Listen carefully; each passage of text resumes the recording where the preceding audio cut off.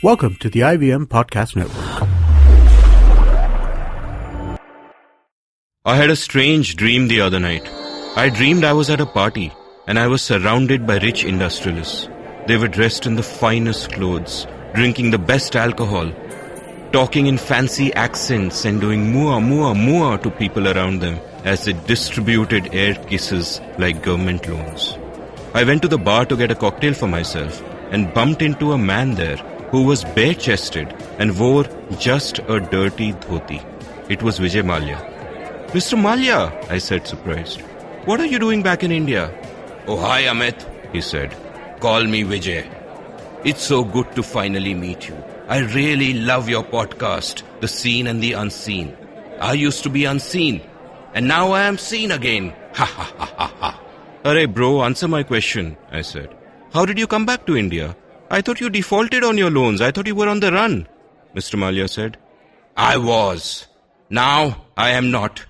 I simply got myself declared as a farmer and then my loans were waived. Moo ha ha ha ha ha. Moo ha ha ha ha." Welcome to The Seen and the Unseen, our weekly podcast on economics, politics, and behavioral science. Please welcome your host, Amit Varma. Welcome to The Seen and the Unseen. Today's episode is on a chronic disease that is once again sweeping through India like an epidemic: farm loan waivers. My first guest today is Vivek Kaul, a columnist for Equity Master who has written the Easy Money trilogy. Do check out his fine book, India's Big Government, which is on Amazon right now. My second guest is Kumar Anand, an economist based in Mumbai. Vivek and Kumar, welcome to the show. Thanks, Amit. Thanks, Amit. Kumar, I remember you once told me a fascinating story about your dad who works in a bank. Can you tell us about it again? My dad is retired now, but the story goes back in 2008. So early 2008, this was just before Manmohan Singh government announced a farm loan waiver of about 60,000 crore, if I'm not mistaken. So my father, he was a bank manager for a regional rural bank in a small town in Bihar, and as part of his day-to-day job, he has given and disbursed a lot of loans, and one particular kind of loan was something under which is disbursed to farmers called Kisan credit cards. So this is a small sum of money which is given to farmers to meet their day-to-day production, expenses. So it was a small sum of money for 50,000 rupees. So this guy who the money was given to, he comes to my father with 40,000 rupees with the intention of returning as a lump sum payment back to the bank, and says that before depositing the money, he says to my dad that, "Sir, dekhiye, I have been listening to the stories, a lot of murmurs and chatter, that there is going to be a farm loan waiver. Politicians are talking about it, probably something is going to come." And then my father convinces him that, why, you should still deposit, because it was in the interest, it was the job of my father to convince him, and so that, the banks continue to do good business. And overall, basically, he agrees and he deposits the money. And just about few days later, Manmohan Singh government comes and announces the farm loan waiver. So few days later, he comes back to see my dad in the bank and says, "Sir, dekhiye, my neighbor who has taken the loan with no intention of returning the money is now going to get the entire, his loan waived off. While just because I made the mistake of being an honest borrower and paying back on time, I'm stuck with getting no relief." So essentially what the farm loan waiver did was that farm loan waivers incentivize the dishonest people who don't mean to return, and it punishes the honest people who are actually making an effort to return the money on time. And economists, of course, as you know, call this a moral hazard. Exactly. The same principle, for example, applies to the bailouts of banks, big banks too big to fail, that happened after the 2008 crisis. That if you know you're going to get bailed out, if you know you're going to get a waiver, then you don't have to behave responsibly, because the consequences of that are not what they otherwise would be. Yeah. Underlying there are different issues. In case of bankers getting bailed out, they knew they are too big to fail. So definitely the politicians will come and bail them out, or at least this euphoria is being created that we are too big to fail, so we have to bail them out. In the case of farmers, it is that there's a big chunk of votes to be gained from there. So and we'd written a piece on this for all the listeners. If you just go over to Pragati at thinkpragati.com, Kumar and I wrote a piece about this jointly, which essentially had the headline "Politics is equal to bribery." which we believe almost all politics is. It amounts to a redistribution of wealth from common voters to either specific interest groups who fund the parties or to specific vote banks. This is farm loan waivers are, of course, a very overt case of this kind of redistribution, because the money doesn't come from nowhere, and farmers, of course, are a valuable vote bank, and you can support this with the rhetoric of, the farmers are the backbone of our country and they need our support and they're suffering and so on and so forth, where the point here to be noted is that in the long run, this doesn't really help the farmers either. Yeah.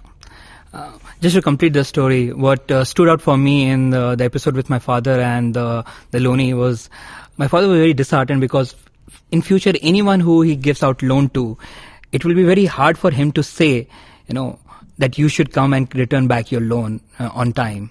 Because he knows that the rational course of action for the other guy is to not return his loan. Exactly. That is the system we've created. That is the incentive that we have put in place. And in a manner of speaking, the guy who returned the loan subsidized the guy who didn't return the loan. Absolutely. Yeah. Can I just butt Sure. in here? So, that various state governments have been waiving off farm loans over the past few weeks. So the government of Maharashtra has waived off farm loans. And what they've done is they've also provided an incentive of rupees 25,000 to people who haven't defaulted on their farm loan. So this is like, rubbing salt on their wounds. I mean, and how much are the people who actually... I think that number is around 1.5 lakh. Right. So essentially, anybody who's defaulted gets a benefit, of 6 times, more than someone who's not defaulted. So anyone who's not defaulted ends up looking very, very stupid. And the next time, it's more or less sure that he's going to default. Which is crazy. I mean, and farm loan waivers just perpetuate this nonsense, because then you have this whole cycle playing out all over again for the next election season. So tell me something, Vivek, since, we can all be agreed that farm loan waivers are not a solution at all. What are the problems that ail our agriculture? Like, why are our farmers' grievances are genuine? There is a serious agricultural crisis in this country. Right. Why is that crisis there? And while, it's just too deep and complex a problem, what are some of the possible directions in which the solutions lie? Okay, I mean, that's a topic for a book, but I'll just try summarizing a few points here. So one of the things that has happened, during the course of this year is that farmers have ended up producing more of, products like pulses, onions, etc. Now, what has happened is that because of that, the prices have crashed. Now, the government declares a minimum support price for 23 crops, but primarily it buys only 2 crops at the MSP, rice and wheat. It has also started buying pulses over the last couple of years, but during the course of the last financial year, only around 5% of pulses were bought at the MSP. So what has happened because of that is that, farmers have not been able to sell their pulses even at the MSP. So prices have gone below the MSP. So why did they grow so many pulses? Because what has happened is, one is, they look at the past prices wherein, over the last 2 years, dal prices have gone through the roof. And in particular, urad dal. In particular, tur dal, not urad. So tur dal prices crossed 200 rupees per kg, and because of that, the production went up by close to 80% this year. Now the problem is that there is no buying mechanism in place as far as the government and the MSP pricing is concerned. So the prices have crashed, particularly in Maharashtra, where a lot of tur dal is grown. And so farmers are protesting, at least in Maharashtra, because of, dal prices. They are also protesting because onion prices have crashed this year. So we don't have, a good storage mechanism in place. So that's one major reason why there is an agriculture crisis. I mean, if I may just interject, that kind of what your story reminds me is of my good friend Mohit Satyanand, who's also been a guest on the show, once told me that because of MSPs being introduced in the late 1960s, one of the unseen effects of that was because the MSPs were for certain kinds of crop. I forget which ones now, but certain crops and food grains. It started with wheat and then sure. rice and wheat. And because of the MSPs, because of the security that farmers felt that, iska to MSP hai, ye to milega hi, the minimum support price, they put their energies into growing those instead of things like pulses and so on, which led to massive protein deficiencies in India, especially the poorer you go, the greater the protein deficiency which was. And what you're now saying is very interesting, that now, that again happened because the government did not allow the market mechanism and people's actual demand to express itself and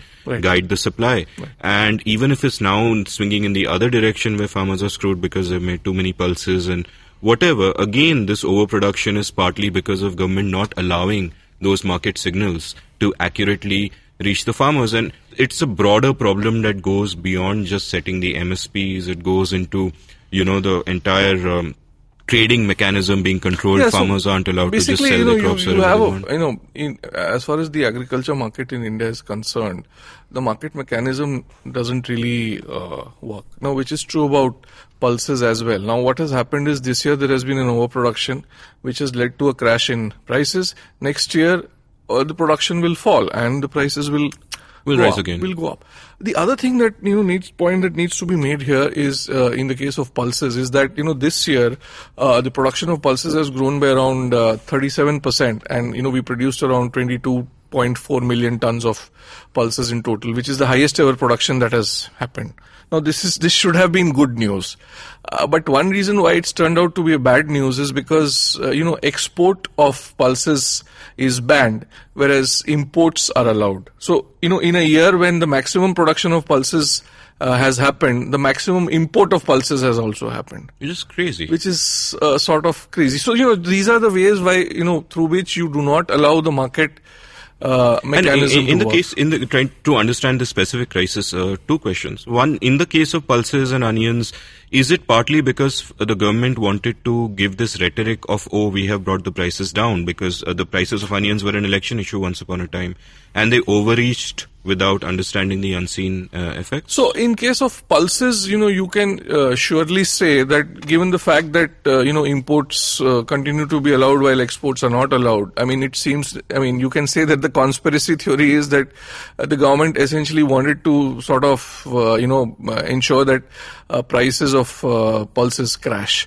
In case of onions, the story is a little more, interesting. So one of the biggest onion markets in India is in Lasalgaon near Nashik.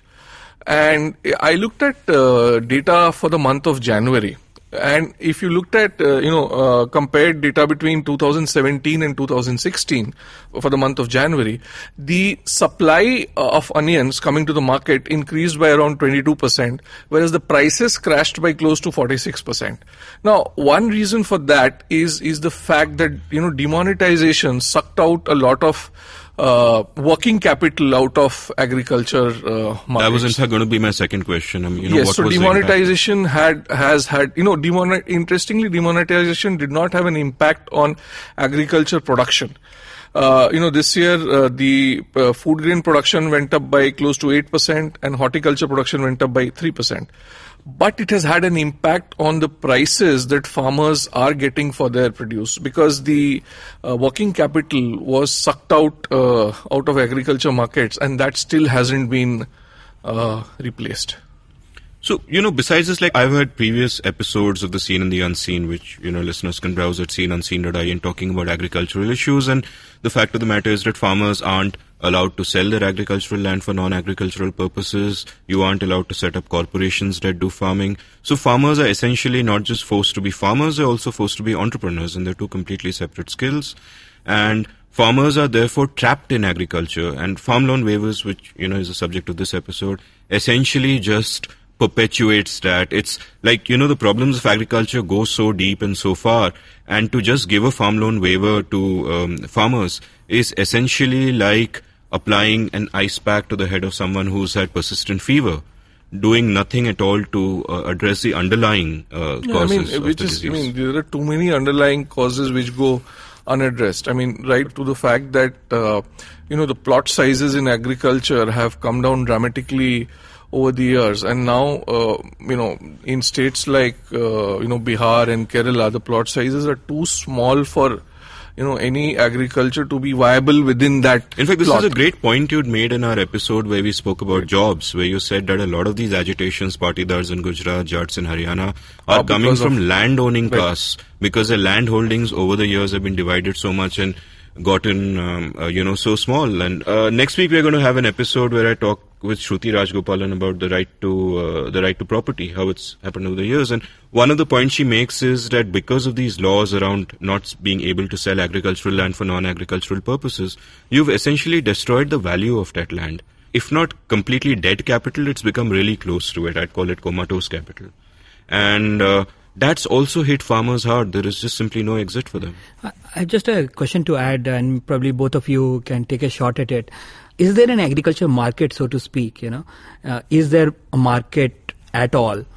So, for example, if you look at all the ingredients, electricity is not provided at the market price. They're heavily subsidized.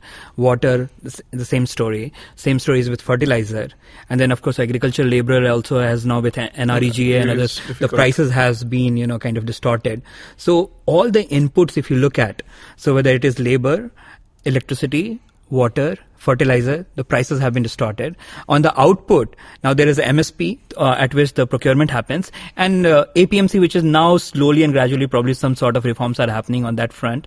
But even then there is sort of monopsony. So there is a single buyer to some extent. Right. So what that does, so I don't see a agriculture market, so to speak, because both on the buy side, on the sell side, it's all... it's a market, not a market in the conventional sense of the term, but yes, I mean, the kind of market you have in Soviet Russia. Yeah, I mean, some place where they probably go sell... So of course, then this huge misallocation of resources, also farmers running huge amount of debts, or overproduction and underproduction of cycle happening should not be a big surprise for policymakers. I mean, like I often say that India lives baked in the cake. I often say India lives in different centuries, 19th, 20th, 21st, and we are probably privileged enough to have most of our existence in the 21st, but farmers seem to be in the 19th, and it can equally be therefore said that India lives under different systems. So while we think our daily existence seems to be reasonably capitalist, but as you just described this, there doesn't seem to be any element of the market that actually affects agriculture. Our agriculture is in such a mess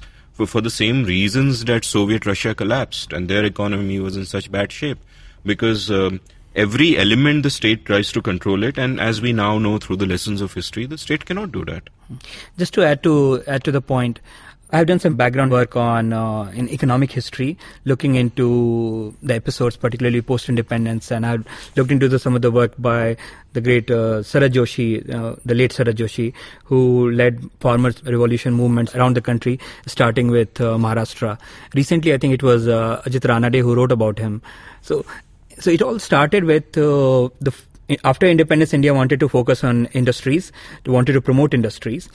Now that you want to do it, you want to depress the prices of agriculture produce so that laborers could be, could access them at a very cost-effective manner. So now to do that, you have to subsidize all those inputs. So just we talked about, whether fertilizer, electricity, water, all those subsidies happen.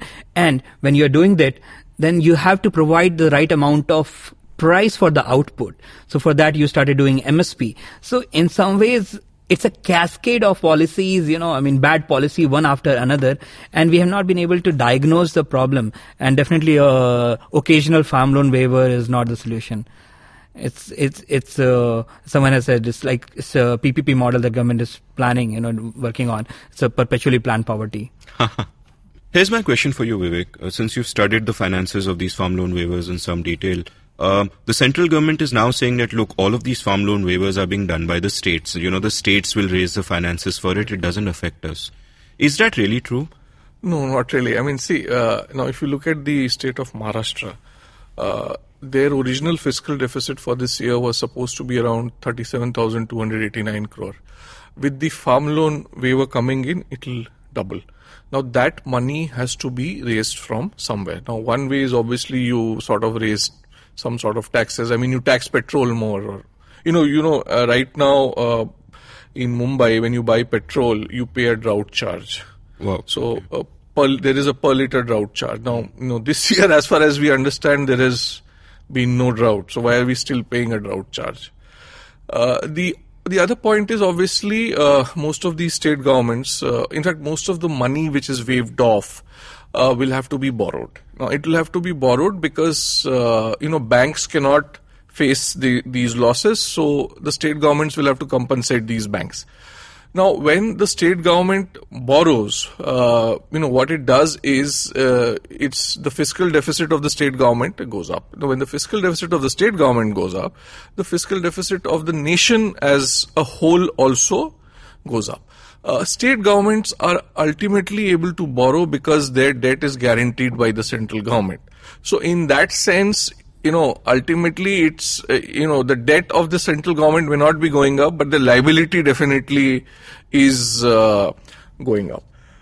Also, one needs to, realize the fact that there are only, so much savings going around which can be borrowed. And when the government borrows more, there is less for, the Others. private parties to borrow. Now, at this point of time, it may not matter much because the private parties are also not borrowing much. So the state governments will be able to borrow easily. But let's say, 6 months down the line or a year down the line, once the demonetization effects start to ebb and the economy starts to grow again and the private sector borrowing picks up, then we will definitely, have an impact. And, you need to remember that we are still not done with all these waive-offs. Only 4 states have waived off loans up until now. Now, till 2019, many more states are supposed to go to the polls. And every time a state goes to, polls, this will be the major issue. Even if, the BJP does not raise it, the opposition party in that particular state definitely will. Look at Karnataka, which is not really a BJP, state right now. It's governed by the Congress. They have already, waived off farm loans worth around 8,000, 9,000 crores. If I'm not wrong, the agitation was started by the BJP. By the BJP. But that's regardless. Such populist policies really cut across parties. It's easy. All you have to do is just decide. There is no. That you'll be able to borrow because the central government is backing you. So.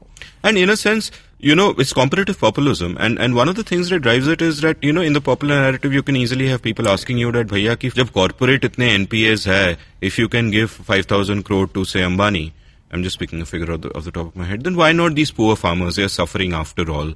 What do you feel about that logic? The logic doesn't make any sense. At the end of the day, you're basically distorting the credit culture. The moment, all these big industrialists are helped through, write-offs, waive-off is not the right word there. They also understand that, next time when they go to borrow, the government will ultimately come to their, not the government, but the bank will ultimately come to their rescue because they're too big to fail. At the same level, it's, when you sort of waive off farm loans, you end up spoiling the credit culture. As Kumar's father's story sort of, explained. Yeah, my reply to the whataboutery always is that, both are wrong. Yes. We are not saying that you should waive off corporate loans. You should, we have an NPA problem which we will discuss in a future episode, but you have to bring those guys to book. But A, not only are both wrong, but B, farm loan waivers don't even help farmers. So they don't. And the funny thing is there are solutions. It's just that, nobody sort of has even bothered to look at them in a serious way. Look at the fact that you have all these retail chains coming up. Now, why shouldn't they be allowed to deal directly with farmers, or if not farmers, at least with farmer cooperatives? That is a solution which brings the farmer closer to the end consumer. And there wouldn't be a monopsony then, yes. As, Kumar pointed out. Recently I came across a great story. So for a period of around 6 months, there has been a farmers market which happens every Friday close to where I live. And these guys, drive down with their vegetables from as far as, Satara and Pune and Nashik. And these vegetables are very fresh. And normally what happens is the vegetables you get in the normal market are chemically aged. That doesn't happen there.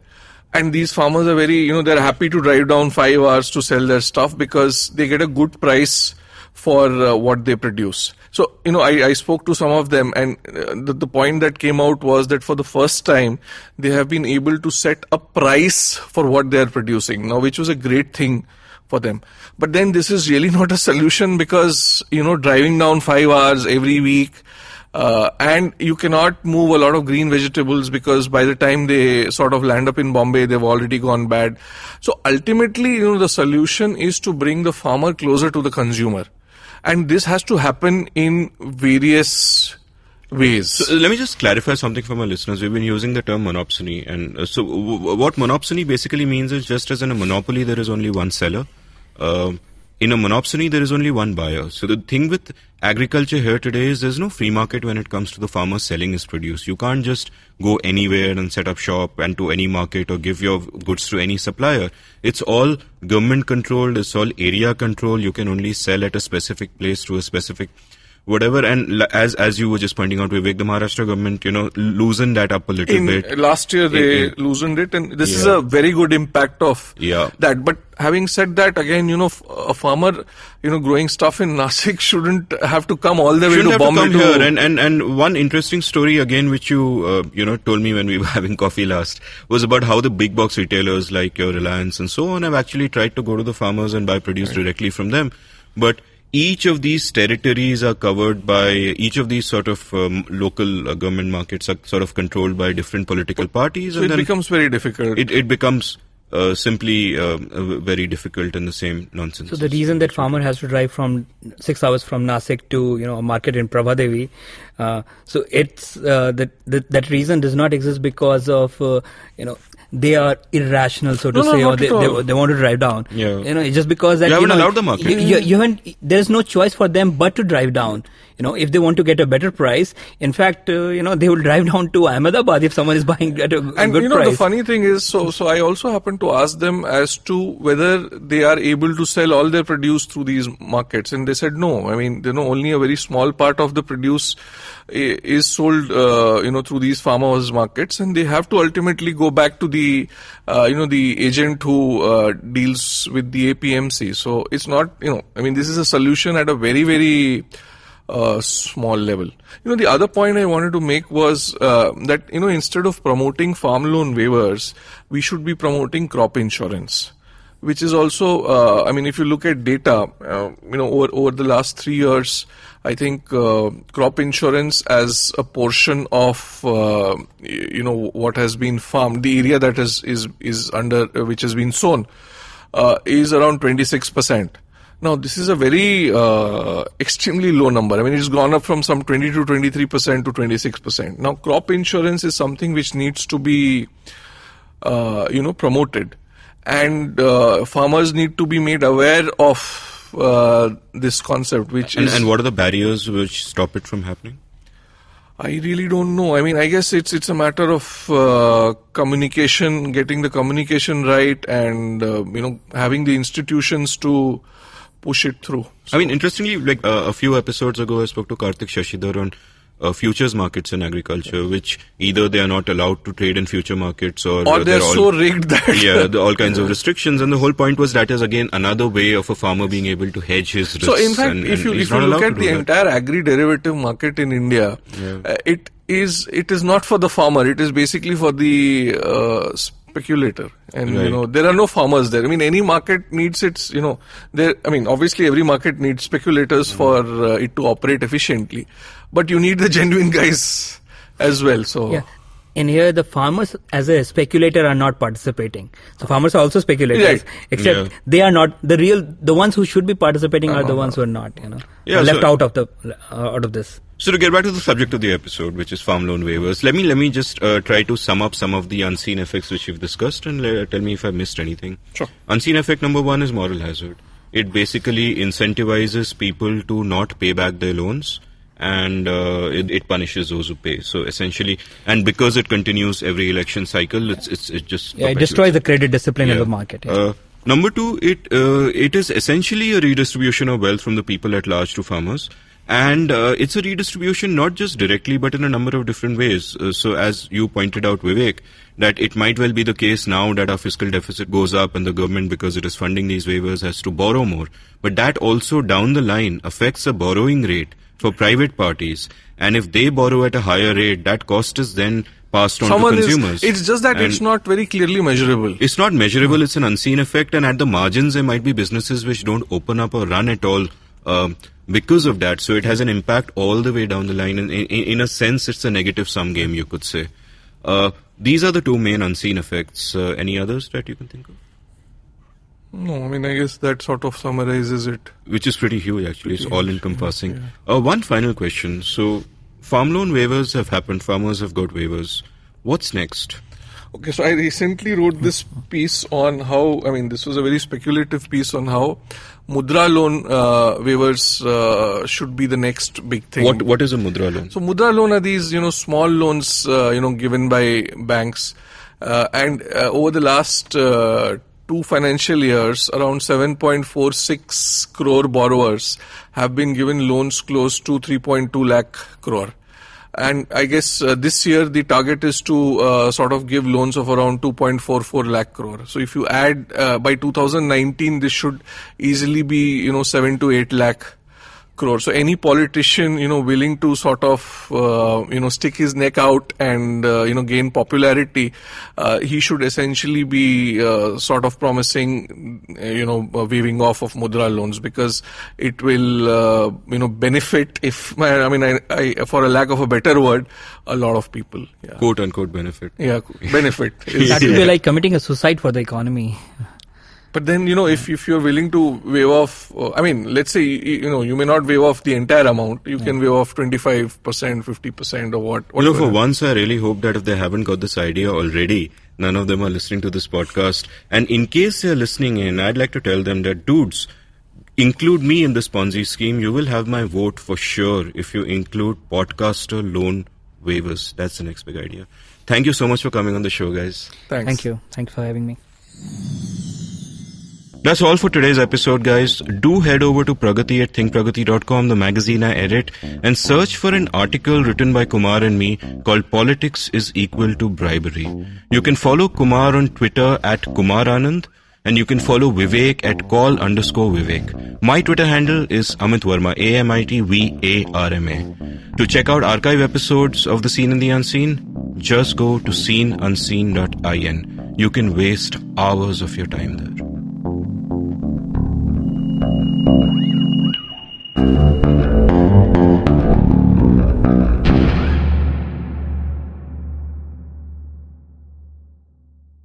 If you enjoyed listening to The Seen and the Unseen, check out another great show by IVM Podcasts, Made in India, hosted by my friend May Thomas, where every week she profiles up-and-coming independent Indian bands. बोलिए madam, menu में क्या है? Menu में scene unseen है, podcast है, on course है, Cyrus है, made in India, rediscovery project, empowering series, sex wax है, IVM लाइक्स है, सिंप्लीफाइड है, कीपिंग इट क्वियर है, थिंग्स एंड डेस्टिनेशंस है, माय नेबर जकरबर्ग है और द फैन गराज है. आपको क्या चाहिए? एक बार रिपीट कर देंगे क्या? रिपीट नहीं करता हम. आप जाओ IVMpodcast.com पे और सुनो ये सब, या फिर डाउनलोड करो उनका ऐप, सब आपकी उंगलियों पे.